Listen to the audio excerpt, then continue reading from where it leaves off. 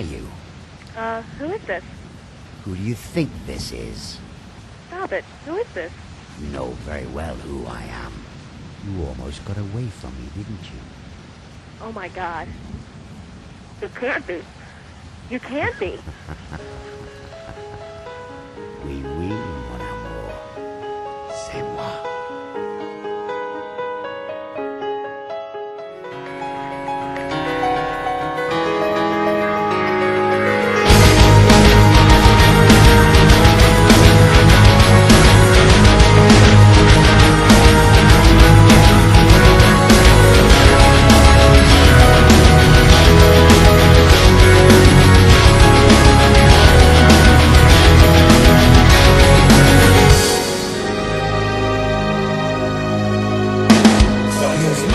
First question is, was it difficult for you to be considered as the typical speed melodic metal band?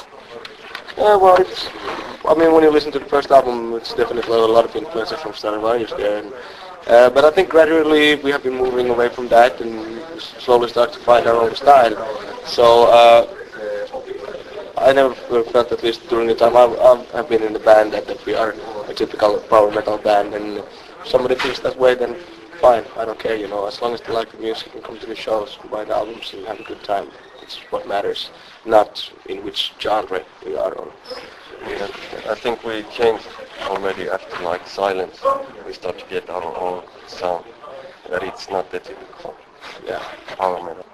And the biggest reproach addressed to the speed metal world is, in general, it is a lack of diversity, and it sounds like a corny side, and what do you think of that and about that kind of comments, and did that make you want to change your style? Not really.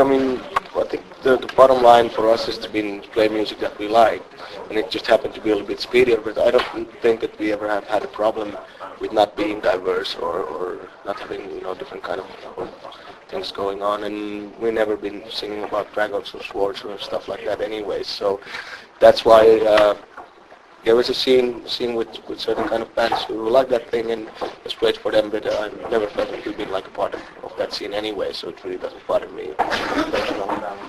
We never listen to anybody. Yeah. What we're doing is we just do what we like to do. Yeah. And when did the idea of your musical evolution came to you? Because Reckoning Night and some to extent Winterfeld's Guild already seems to head in this direction. So when did the idea came out? Well, it's been something that has been developing over the years. You do something, and then of course you want to evolve. And we're lucky that we have a songwriter, Tony, who is excited about trying new things and who wants to go somewhere with his music and not try the same song all over again. So it's basically something that has been growing, and now after the Reckoning Night tour, everybody was at the place where we were, ready to go full on and make the next step, and also the songs that Tony brought was already in that direction. So. Tony said in an interview that he has been brought up with musical influences that were not metal at all, and that he discovered this music with the album Visions of Stratovarius. So, do you feel like you've explored all the metal influences you had, and you would like to go back to your roots? I think if you have to go back to your roots, then you've done something wrong, because then you lost something in the process. And but the thing is, maybe now a lot of the more older influences are shining through a little bit more than previously. But if you go back to the roots, I'll be back in the conservatory playing classical music. So I really don't want that to happen. Okay. With Enya, you are now facing an audience composed of people who love your previous albums, as well as of fans of progressive metal who are much more difficult to please. Are you worried about that? No. No? Okay. I don't care. As long as we choose a great set list that we enjoy to play, people show up.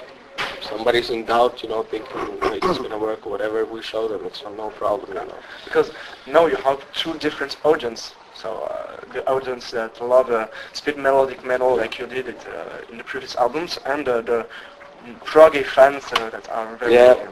Well, basically, I don't think of that might be true, but I don't think about it like that. It's basically, for example, now we have a solar show of Sonata fans. I don't care if they listen to progressive music or they came just to hear a couple of ballads or whatever the reasons are there. But as long as people show up, there's no problem for us. You know, then we just play a kick-ass show and that's it. Okay.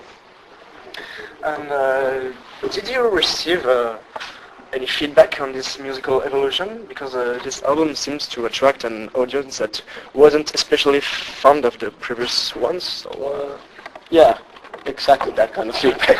But then, of course, yeah, some fans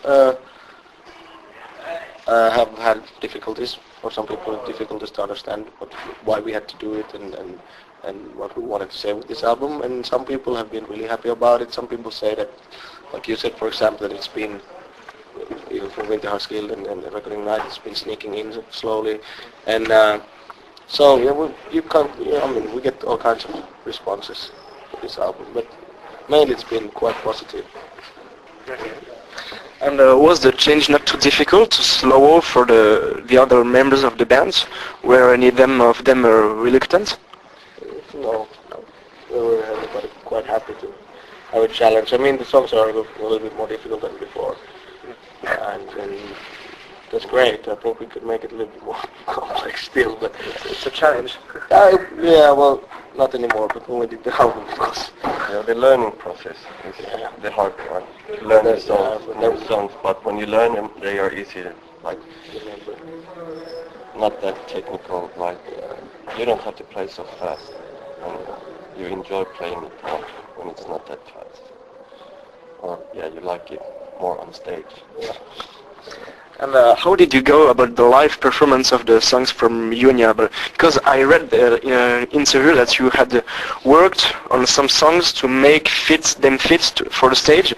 For example, "Good Enough is Good Enough is Good Enough." I read that you have changed it in order to make... I don't know who said that, but we have not worked on that song for live performance. We have been thinking about it, but it's basically we play them through and then we see if there's something missing. And decide whether we use some backup tracks or not on the songs. But it's basically, we prepared the live songs from this album in the same manner that we do with every song. We play it through and see how it sounds, and if it works, it works. If it doesn't, it doesn't. So. Okay. Did Unia give you a feeling of achievement, or do you intend to go even further in the evolution and the complexification of your music? I don't know. It depends on